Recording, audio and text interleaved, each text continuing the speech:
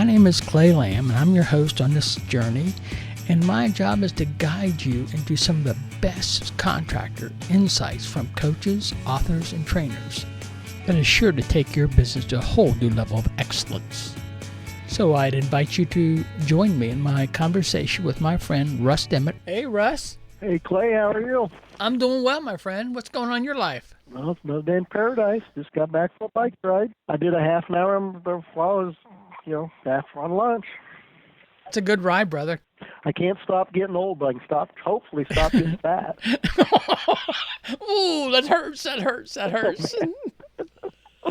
Russ, welcome aboard. Thanks, Clay. Let me do this. I want to jump into this. Is this business building series that's really designed to help new home contractors avoid some stumbling block that contractors started and they had to navigate through after they got halfway into the mix. Is there anything you can think of with all your years of experience of dealing with new contractors that they probably wish they would have thought about? Well, one of the things is when you're starting a new business, despite all the preparation you're going to do and all the planning, there's going to be some expenses you didn't figure on. It's not as cheap to run a business as a lot of guys think.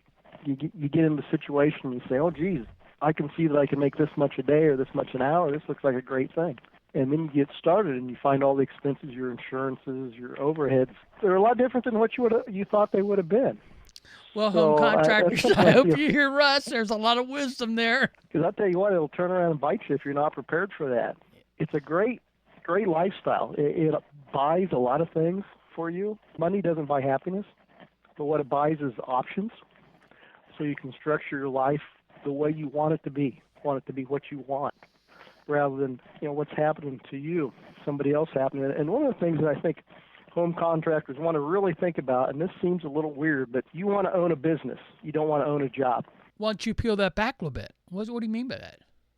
Well, as you go about your business, you want to have options. And some of the things we're going to talk about today are delegating work to other people. Pricing your work is extremely important. Making sales, how you structure that for any employees you might have, who maybe should be the first person you hire. We're also going to talk about goal setting. Okay. If you don't have goals, this whole thing's not going to work out well for you. That's just the way it is. Man. What do you want to achieve in life? And when I'm thinking about setting goals, I'm not necessarily thinking about financial or business goals. Yes, that is part of it. But without balance in your life, you need to have some personal goals. What kind of health do you want to have? Bottom line, if you don't have health, you don't have anything. What are your hobbies? How are you going to achieve those in your personal life? Your health, do you have a weight limit? I don't want to get any bigger than this. Do I have a workout schedule? What are my goals for my family, for my kids, my significant other? So often in the home service business, we get so caught up in our business goals, our financial goals, that we neglect the important things in life, our personal goals, our family, and our spiritual goals. That's some good stuff, brother. Without those, what do you have? So money doesn't buy happiness. It buys options. If you have all the money in the world and you don't have a family, a personal life, a spiritual life, you don't have much. Well, I'm sure over the years you've seen many people pretty successful in their business, but their life is falling apart, and both physically, mentally, and health-wise. And you've seen some transitions over the years of their success to some personal failures. I have, absolutely. And your goals should be specific, and it should be written down. Your subconscious is an extremely powerful thing. And just first thing in the morning, here's my goals. Here's what I'm shooting for in a year, 5 years, a month, whatever the case may be. Or read them in the morning. Read them before you go to bed. Let your subconscious work on it, not only your conscious mind, but your subconscious mind. And the other thing about having goals is it simplifies the decision-making process you make every day. In running a business, we make a multitude of decisions every day. If you can just look at that and say, does this decision, if I do this, does it move me towards my goal or away from my goal? Makes your decision-making a lot easier. It's tough being disciplined, when you have a goal in mind, and it's so easy to get distracted anymore with, the internet. You just touch internet, and all of a sudden you're down so many different avenues. You cannot get your goals straightened out. So it's really important, isn't it, to have what do you want to accomplish this day, this week, this month. It really is important. Absolutely. Absolutely. It just makes your decision-making process so much easier. Keeps you on track. I like that spin that you just put on it. It does help you with your decision-making process because you know what's in front. You got that carrot out in front of you that you're picking up and you know moving forward to. Yep. And Some days are diamonds, some days are stones. So that's just part of the process. That's an interesting concept. I like that. Yep. Well, let's jump into this. I want to talk into a little bit about leadership. And I'm sure now you've been in business. As far as a contract supplier, how long have you been in business there?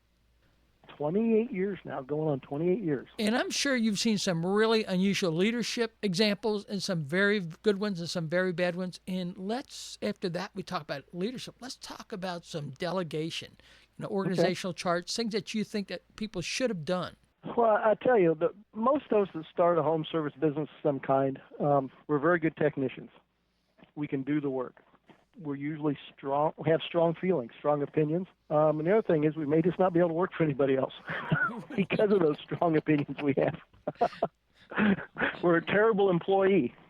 So one of the things to keep in mind is you're going to have to manage a very difficult employee yourself. And as owners, we think we're great at everything. It's just our natural bent is, hey, we can do this. But the fact is, as an owner, you're not good at everything. You're just not good at everything that needs to be done. You might be an excellent technician. You might be an excellent salesperson. You might be an excellent marketer. But when it comes to organizing your office, scheduling your work, you may be horrible. So what do you do about that? You may not be good on accounting. I tell you, you have to bring in people that are good at that. You have to be willing to pay them. And one way to look at it is, let's just say you're a great technician and great salesman, and you calculate out you're worth X number of dollars an hour. And, that's probably got 2 zeros in it, at least. It's a 3-digit number. That's what you're really worth an hour, what you bring to your business. You can hire somebody for a lot less to do things you don't like to do or don't do well. Somebody do your books. Somebody do your scheduling. Your best use in your business is what brings the most income to the business in most cases. What do you think the first job that most contractors miss that they should have hired for, a sales tech or somebody in the office? Somebody in the office. Really? Every single time. That's my opinion. And here's the reason. Somebody's got to answer the telephone. And I'm assuming other people are like me, maybe not, but I hate to talk to answering machines and wait for somebody to call me back. You're right. The option is I'll give out my cell phone number. They can call me on my cell phone. Your cell phone rings when you're on a roof, on a ladder, laying on your back under a sink, in a fireplace, covered in soot, dust, what kind of muck and mire you work on a daily basis. If you do answer the phone, you're going to be distracted. You're not going to have your books in front of you to do scheduling. You're not maybe going to have quite the patience you would, because all of us are guilty of, hey, I'm focused on this one thing right now, and you've just interrupted my day. Well, let me ask you this. Would you recommend they get an answering service? Should they just have it put into an answering machine on their phone? Any ideas that you've seen work? I'd kind of like to have a person in the office. Now, there's some things you can do with that. There are some very skilled people out there who are underutilized, and I'm thinking about people who are retired and possibly, I don't mean to sound sexist in this, but there's a lot of mothers, professional ladies that had a nice career and made the choice that they were going to raise children. So they got a huge skill set, but they've made a choice to stay home and raise their children. Well, those children go to school, say 9 o'clock in the morning, and aren't home till 3. They'd be tickled to death to be able to work half a day. Mm-hmm. Mm-hmm. And you could bring in somebody who's extremely skilled, extremely competent. Retired people are the same way. Retired, they've had a very successful career, just get a little bored. They'd love to come in and work half days. I never thought of going at that senior market. I guess I am one, so I wouldn't have ever thought of that. I'm not far behind you, my friend. That's a really good point. Yeah, that just looking for something to do. And those kind of people tend to manage themselves. They'll call each other. If you have 2 people working half days, they'll call each other and say, hey, you know what? I got a program at the kids' school. I got to go to my grandkids' thing. Can you work for me? And they kind of manage that yourself. It takes that off of you.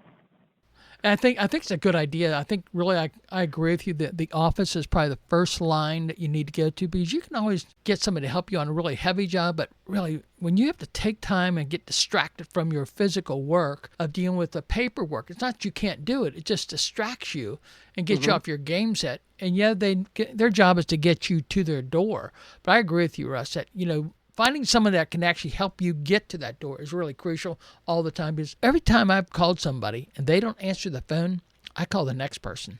That's exactly what happens.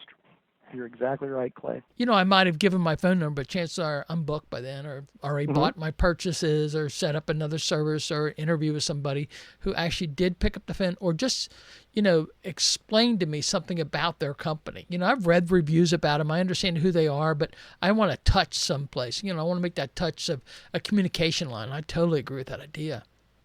Yeah, and another way to look at it, or another spin on this whole idea is, when you've been out all day, you've put 100% in, 110 probably. You come home, you're exhausted, you're tired, you're dirty, you're hungry. Who wants to sit down and return 5, 10, 15, or 20 phone calls? Yeah.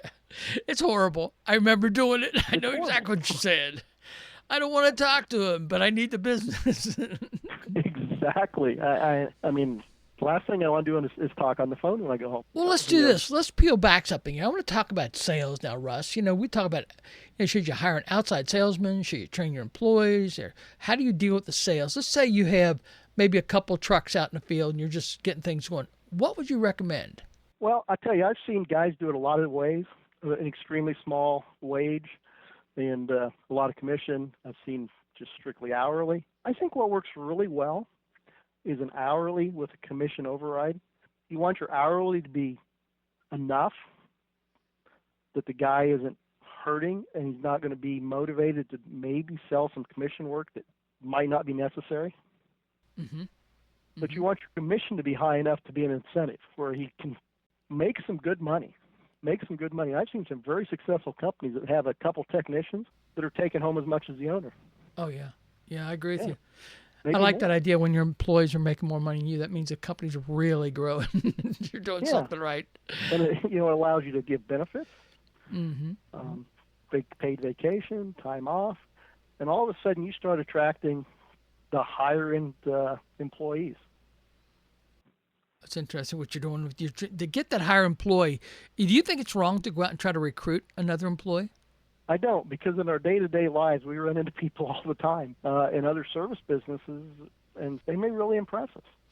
And there's nothing wrong with saying, hey, you know what? Here's my business card. If you're ever looking for work, or I'm looking for a technician, let me know.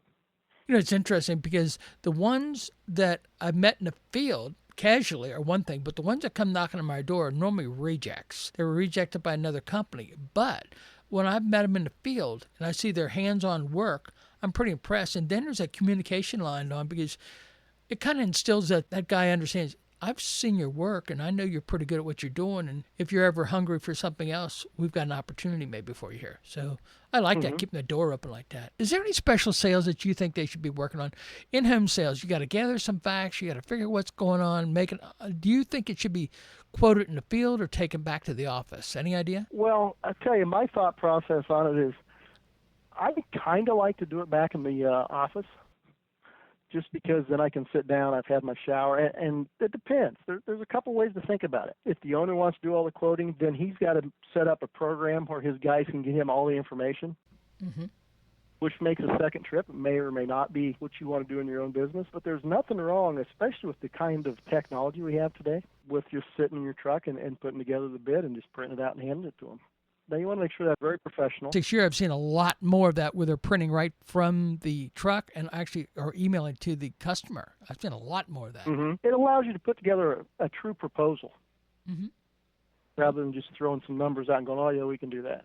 You put together a very professional proposal. We actually have everything with a price sheet for each service that we provide, and they can kind of do a la carte if they want to, or put it as a package. But really, I think it comes down to understanding what are they trying to present to the customer, identifying a need and actually finding the best solution for it and letting the customer know that you can do it. I think is one of the biggest things that most contractors miss. They kind of go in there, you got to buy this, you got to have this, promise this will take care of your problem, and it's too much of a hard sell instead of a relationship. And I found that that's one of the things that we do is once we build a relationship with that customer, and that's done a lot of times way before you get there. It could be your image on your truck. It could be your image when you knock on the door. It could be the reviews you're reading about you. It could be the way you present yourself just in when you start getting into the house to identify some of the problems. So it is a process. It is making a sale isn't just walk in. Chuck Hall over there in DC market area says you got to give them the promise zone. I like promised land. I like that. He says you got to get them to the kitchen table because we're always comfortable around a kitchen table. I think it's a great idea what he presented there. And I guess we all knew it, but when you finally put a name and a title, it makes a difference because people feel comfortable about buying from people who know, like, and trust. They need to know you. They need to like you. They need to trust you. So you're building that rapport the minute you walk in the door. You absolutely are, from the first impression. And I think we make sales too hard sometimes. It's really just relationship building, and we do that every day. Is there any ideas you have on pricing work? Any ideas that you got on that? Well, I think if you're going to run a successful company, you want to be towards the higher end of your market. I see a lot of home service contractors underpricing their work. Really? A lot of them. And they're basically depriving not only themselves but their family of what they deserve, which kind of makes it a hard-hitting statement. You're actually depriving your family of something they deserve. Peel that back. What do you mean by that? Well, I see so many home service contractors that just basically live hand to mouth. They don't think for the future. I see guys all the time calling and saying, hey, I'm whatever the age is, this day-to-day beating up that I take is getting hard on me. I need to sell my business. They have no retirement. They've thought, hey, this business is it. I'm going to sell this business for big money. But what happens is, and Clay, you've been around as longer than I have. You've seen this. Guys haven't planned for the future. They haven't made enough money to set it aside. And unfortunately, in the home service business, oftentimes when it gets down to it, all you have to sell is a beat-up truck and some tools. You sure don't get much for that? No, because your competitors, they have no interest in your business. They're going to get it anyway if you quit. I'm talking to my buddy Russ Dimmit from Copperfield Chimney Supply, and he has 28 years of experience. That's 3 decades. He's worked with contractors mainly from the supply side. And I got a few more questions, Russ. Are you ready for them? I'm ready. All right. What do you think it is that guys don't know their numbers, and what are some of the key things that they should be looking for about numbers? Well, one thing it's important is you have to figure out every cost you've got, and that's sometimes hard to do. It takes a pretty decent system for what's going out the door, why it's going out the door. There's some management involved in that, looking at your expense and saying, can I do this better, cheaper, another way? But I hear a lot of guys just don't know their cost of doing business. And one thing that a lot of guys don't factor in is the cost of replacement, your pickup, your van, whatever your transportation is. Those things aren't cheap. $20,000, $30,000, $40,000, maybe more, depending on what you're driving. And they have a lifespan, and you need to divide the purchase price. So if it's $40,000 and you're going to replace it in 8 years, divide that by 8. That's $5,000 a year you have to bring in to buy that vehicle, because it's always best if we don't borrow money. Now, I understand that happens in business, and it's part of the cycle. But it would be nice to go down and pay cash for that truck or van or whatever the case may be. Okay, if it's $5,000 a year to replace your truck, and you do, I don't know what the number is, let's just throw a number because the math's easy, 100 jobs a year, that means every job I do, I have to have $5 in there to go into my truck fund. Mm-hmm. And there may be other major tools you have. In the chimney business, there may be a video inspection system that's a few $1,000s. There might be a vacuum that's $5,000-$6,000. Those things have to be replaced. They wear out. It's tools. In the home service trade, we're all tool guys. We love tools. You're really right. Home Depot junkies. That's right. What do you think holds back most individuals from starting their own business? Do you think it's fear of failure, debt, customer problems? I think it's fear, because there's a lot of unknown. Fear of what? There's not that security of a paycheck every week. You got to be the guy that makes it happen. I think there's a lot of fear on that front. And that ties into understanding your pricing, your work. We talked about that. One thing that a lot of home service guys don't think about is, I don't want people to say I'm too high. Well, the fact is, you don't want all the work. You just want the profitable work. And if you're not hearing that your price is too high from time to time, it's time to raise your prices. Then, heaven forbid anybody that tells you, is that all? That's a huge red flag. And you can't be afraid to raise your prices as a small business, because the beautiful part about it is you're not like some big corporation that sets a price in a catalog and has to live with it for 6 months. If it doesn't work, you can change it tomorrow. You're really right there. Yeah, and I've given that advice. I've taught a lot of classes on pricing for profit, and not even with getting into the numbers, but just the specifics of the theories. And I have never, ever had anybody come back to me and say, oh, you were wrong. I shouldn't have raised my prices. It always comes back. They come back and say, I should have done it 3 years ago when you told me. Exactly. And another thing is, if you're in the type of business that's especially seasonal, but if you're looking at your books and you're booked out for a long period of time, it's time to raise your prices. That's really true. Because it doesn't, that full schedule book for a month or 6 weeks or 2 weeks or whatever your trigger is, all that's really important is what am I doing today and what am I doing tomorrow. Kind of laugh at when I go to a meeting and I hear these guys, well, I'm booked out 6 weeks. I'm booked out till January. I thought, why do you want to be booked out to January? This is only October. Exactly. You need to figure out what you could be making more money on, how you could expand that pricing. It's interesting. It's a distraction, but I remember hearing apartment complexes raise their rates every time they do the 5% spread. In other words, if there's 5% occupancy, they're in a right price. Are you just making it through 2 or 3 weeks, which I like is a good number for me? Yep. That means our prices are probably pretty competitive. Are we doing our capacity to maximize all our trucks every hour of the day in that short period of time? And that also is a trigger to me. If I see that we're way too far booked out, that means I'm underutilized with manpower, trucks, or skill sets. Absolutely. And especially if you're in a seasonal business, set your prices. If you have a 3-month season, the other 9 months of the year at a profitable level, and then be higher in the season. It's hard to get somebody to fix an air conditioner in August, but it's not in January. So capitalize on it. And if you're in a seasonal business, oftentimes your phone is ringing. And Clay, being in the chimney business, I know you can talk about this. The phone rings way more in the fall than you could ever begin to answer. Yeah, sometimes I wonder if it's plugged in. Is that baby plugged in? Go and check that phone over there. You just can't service all the people that are calling anyway, so let's raise our prices. It is an interesting number, trying to find the gold number. You hear of all these other guys with their prices and think, gosh, I wish I could get that. I think there's another factor that you have to do.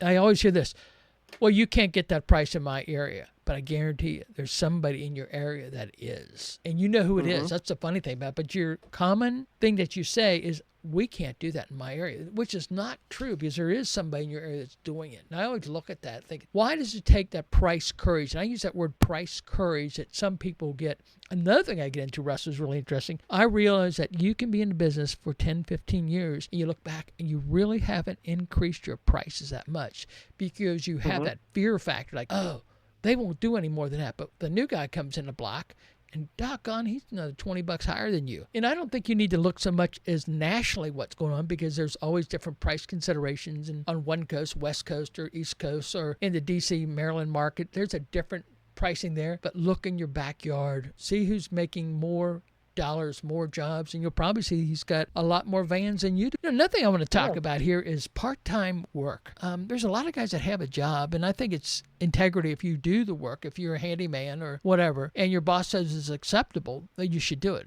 But if you're not, have the integrity to let them know that you've got to make ends meet, you got to figure out something to do. Either I need a pay increase or I've got to go get out on my own. I think a lot of times people run a part-time gig, a part-time job, a side hustle, and it really helps them transition from their existing job into a new career for themselves. And I like what you said earlier, know the difference from having a job and having a business.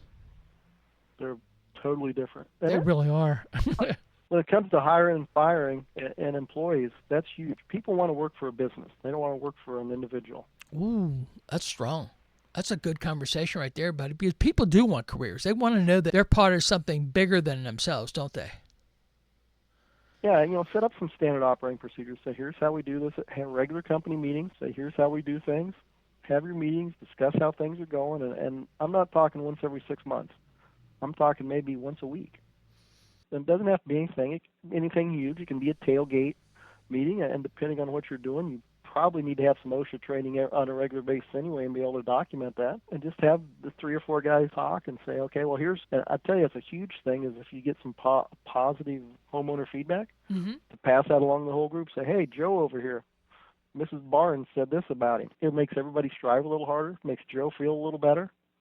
It's that synergy you got to keep building as far as your leadership, bringing that in around what the customer's saying, because we do get good comments about our workers and employees and their jobs, but a lot of times we don't celebrate them like we should. And I find that's a big problem that you don't. And you know what? A lot of times it's not the money issue for an employee. It's the acknowledgement, the clarity that they're doing a good job, and the appreciation, isn't it? Absolutely. That's a huge part, just being recognized for, hey, here's what he did, and he did the right thing. And the other thing when you meet regularly is, even though you have procedures set up, one constant in business is change. One constant in life is change as far as I Yeah, go. sure is. But you may look at a procedure, and don't let having procedures scare you, because I can tell you this. Just a little story. At one point in my life, I was in the insurance business. Mm-hmm. And a lot of us have been there, and I thought I was smarter than everybody else. And I said, I don't need these scripts. I don't need these sayings I'm going to do every time. And after a month or two of limited success, it dawned on me, I may not have a written script, but I have a script. I say the same thing every time. That's interesting. We always try to figure the new way to make an old thing that was successful change our way. We try to make them successful. Yeah. You've dropped some golden nuggets again. Thank you so much for stopping by here. I know it's been a while, but I'm trying to get a hold of you. But, as far as our business building series, you've added some good insights here, some things that I haven't heard before. If you have a question, give us a shout. Russ, I want to thank you so much for stopping by the Home Contractors Training Stage. You're welcome. I enjoyed it. Thanks, buddy. See you later. Yep. Bye-bye. Bye. Wow, that was a great interview with Russ Dimmit. He has some good insight, kind of laid-back guy. The Iowa man makes it happen now.